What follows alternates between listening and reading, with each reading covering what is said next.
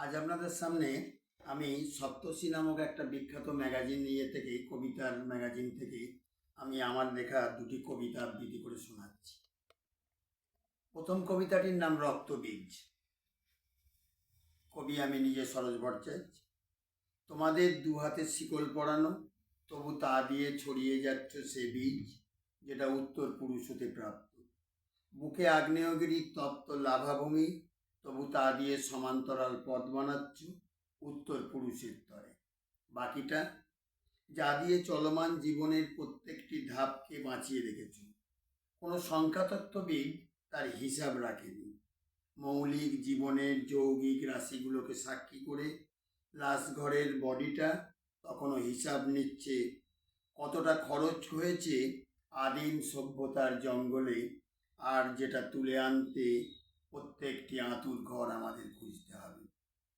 আশা করি কবিতাটি কেমন লাগলো জানাবেন। ওই বইয়েতেই আমার দ্বিতীয় আরেকটি কবিতা আপনাদের শোনাচ্ছি। কবিতাটির নাম ঢেউ গুনছি সাগরের। নীল জলরাশির বুকে ঝাপটা মারছে কত অগন্তি ঢেউ, ঠিক আমার মনের মতো, এবং ফেটে মিলিয়ে যাচ্ছে তাদের মায়ের কোলে। আমার মনের ঢেউয়ের মতো নয়।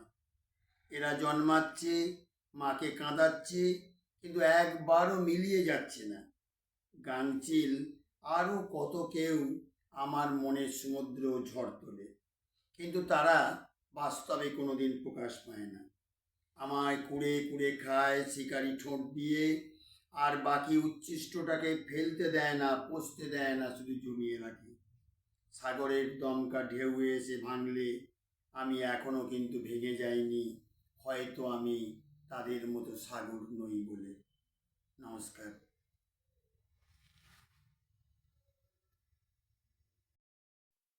প্রথম যে কবিতাটা আমি আবৃত্তি করলাম রক্তবীজ বলে, ও কবিতাটি আমি বহু বছর আগে লিখেছি, আজকে নয়। আজ আমার বয়স প্রায় 65।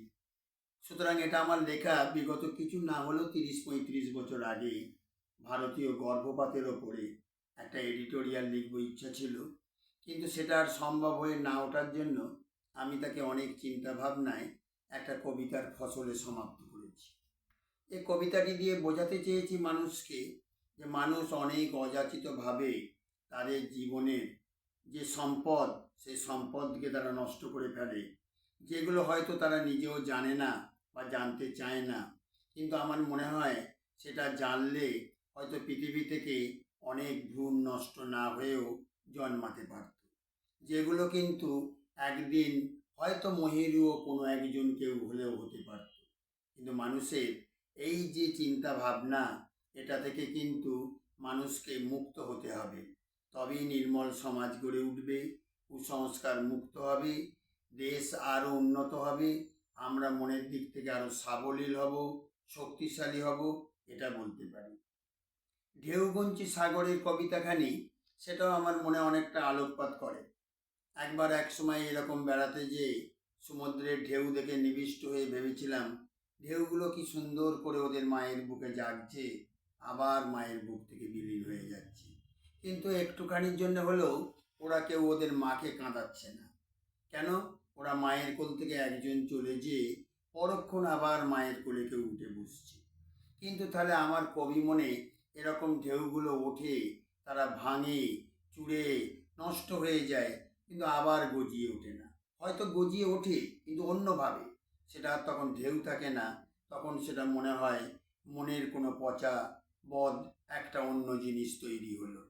সুতরাং যদি সাগরের মতো আমিও হতে পারতাম, যে লক্ষ ঢেউ সম কবিতার আভাস আমার মনে জেগে উঠবে, সেগুলোকে প্রকাশ করতে পারবো, এবং সেই প্রকাশের আলোয় আলোকিত হয়ে সবাই থাকবে বেঁচে, কেউ নষ্ট হবে না। একটা ঢেউ চলে গেলেও যেমন সমুদ্রের কিছু যায় আসে না, লক্ষ সমুদ্রের ঢেউ তার মাতৃকোলকে ভরিয়ে দেয়, সেরকম একজন কবি বা সাহিত্যিক হিসেবেও বলতে পারি শত মনের ঢেউ আমাদের মনে জাগলেও সেই ঢেউগুলোকে আমরা বাস্তবে রূপ দিতে পারি না।